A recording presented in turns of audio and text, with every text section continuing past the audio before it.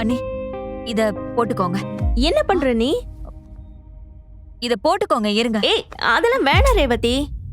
கழுத்துல ஒண்ணுமே இல்லையா அண்ணி? இல்ல எனக்கு அண்ணி இருக்கே சொன்னா போதும். கேளுங்க, இத போட்டுக்கோங்க. ஐயோ. அண்ணி கல்யாணத்துக்கு முன்னாடி இதெல்லாம் ரேவதி. போட்டுட்டு கெத்தா இருக்க வேணாமா? ஐயோ எனக்கு வேணாம், அது இருக்கட்டும்னு சொல்றல. ஏன் வேணா? இத போட மாட்டீங்களா? இதெல்லாம் அண்ணன் வாங்கி கொடுத்ததுதான். நகை வச்சுதான் கெத்துன்னுலாம் இல்ல ரேவதி, விடு. இத நீயே போட்டுக்கோ, உனக்கு தான் அழகா இருக்கு.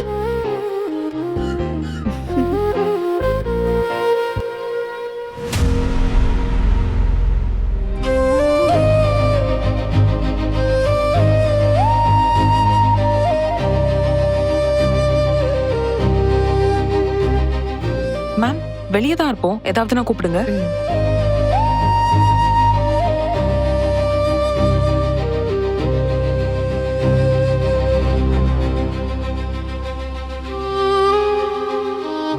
உன்னை கல்யாணம் பண்ண வற்புறுத்துறோமோன்னு எனக்கே ஒரு மாதிரி தான் இருந்துச்சு. ஆனா இங்க இருக்கிறவங்களெல்லாம் பார்த்ததுக்கு அப்புறம் எனக்கு ஒரு நிம்மதி. உங்க அப்பா சொன்ன மாதிரி நல்ல குடும்பமா தான் இருக்காங்க. ஆனா அக்கா அந்த போலீஸ தானமா கல்யாணம் பண்ணிக்க போறா. அக்காக்கு தான் அவரை பிடிக்கலையே. அதுக்கு என்னடி செய்யறது? விதி அக்காவை அவர்கிட்ட தானே கொண்டு வந்து விட்டுருக்கு.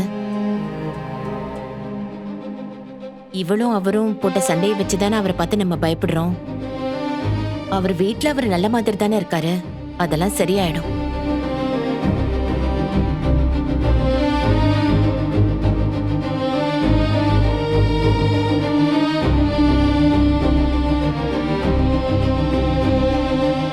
கல்யாணம் நின்னு போக போகுதுன்னு சொன்னாங்க, நாங்க கூட பயந்துட்டோம். அது எப்படிங்க கல்யாணம்லாம் நின்று போகும்? நீங்க உட்காருங்க, எல்லாம் நல்லபடியா நடக்கும். ஆமா அப்படியா? ரிசப்ஷன் நடந்தது ஒரு பொண்ணோட, கல்யாணம் இன்னொரு பொண்ணோட வாமே.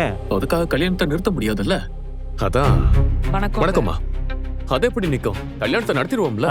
சரி சரி.